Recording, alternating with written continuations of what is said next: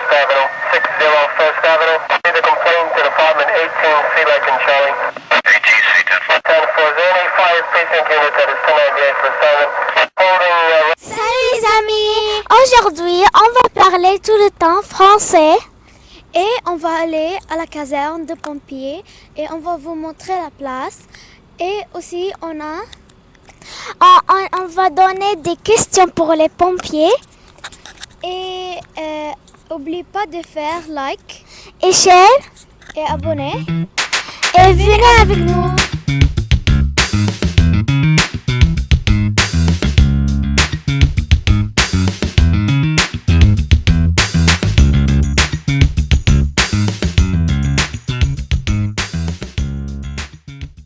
Que faire pour éviter le feu dans nos maisons?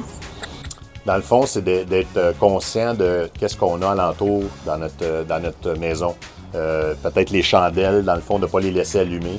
Des fois, souvent, les feux qu'on a, c'est dû à des ronds qui sont restés allumés sur les poêles. Donc, à ce moment-là, il faut faire attention. Si on se fait quelque chose à cuire, c'est important de les fermer après ou de rester éveillé s'il y a quelque chose qui cuit sur le rond de poêle ou dans un micro-ondes ou peu importe. C'est souvent ça la cause de nos feux.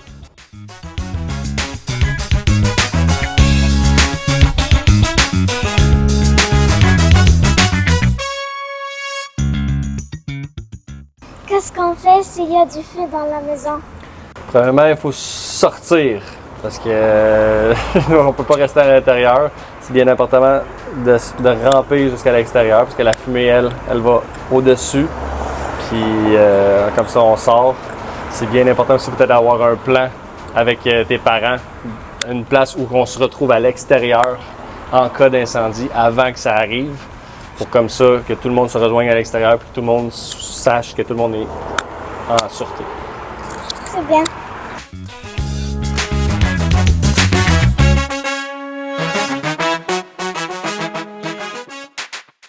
Comment passez-vous votre temps à la caserne de pompiers quand il n'y a pas d'urgence? En fait, comme on peut le savoir, on est en attente d'appel. Souvent, quand on attend, on a tout le temps des formations qu'on peut faire, des pratiques. Chaque jour, on va vérifier notre équipement pour voir justement que tout fonctionne. On regarde les camions, les outils, justement, comme les outils mécaniques, on les part. Puis sinon, on est comme dans une grosse maison, on prend soin de la caserne et c'est pas mal ça. On peut aussi faire de la prévention, ça fait partie d'un de nos volets.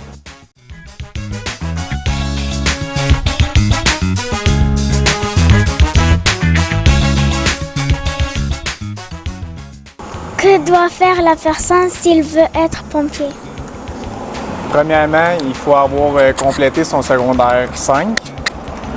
Ensuite de ça, ça se fait sur 3 ans. On doit compléter un DEP qui est dans 3 écoles.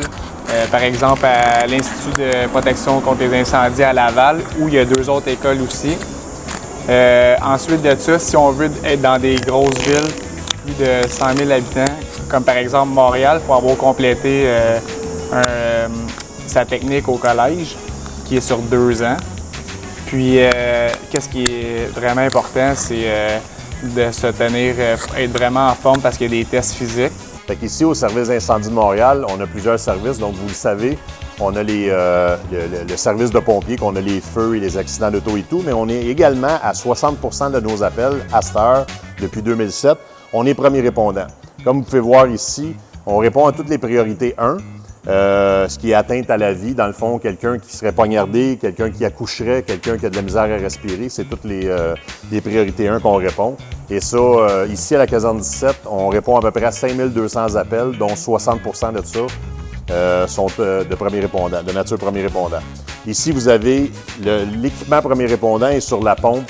Donc la pompe, c'est le véhicule qui pompe l'eau pour le feu. Donc c'est notre véhicule qui contient de l'eau et qui donne de l'eau. Comparativement à ici que vous voyez, ici c'est le camion échelle. Donc évidemment pour aller travailler sur le toit, pour aller sauver des gens, ça c'est une échelle, camion échelle et on a des échelles portatives à l'arrière aussi pour aller sauver des gens ou évacuer, faire des bris de fenêtres ou autre. Fait que comme vous voyez, c'est un petit peu une autre panoplie. Malheureusement, on n'a pas un autre camion ici parce qu'il est sur la route présentement, mais c'est un camion que pour les bonbonnes d'air, quand on respire à travers nos appareils respiratoires, c'est un camion qui couvre 1/3 de la ville. Ce camion-là, il se déplace sur tous les feux aussitôt qu'il y a un feu. Fait que c'est à peu près ça, la caserne 17, comme je mentionnais, c'est la 4e caserne qui sort le plus sur l'île de Montréal, statistique de 2022. Et c'est une caserne très occupée. Et comme vous voyez ici aussi, comme je mentionnais tantôt, on a le camion des enquêteurs. Donc, quand il y a un incendie, pour trouver la cause de l'incendie, bien, à ce moment-là, ce camion-là se déplace et on peut déterminer la cause de l'incendie presque à 100 %. Wow! Super nice. Thank you very much. Merci beaucoup. C'est très, très beau.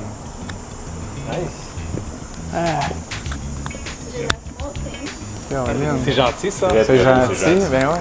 Merci beaucoup. On va le garder précieusement et on va penser à vous. On prend-tu une photo? Quand on va prendre...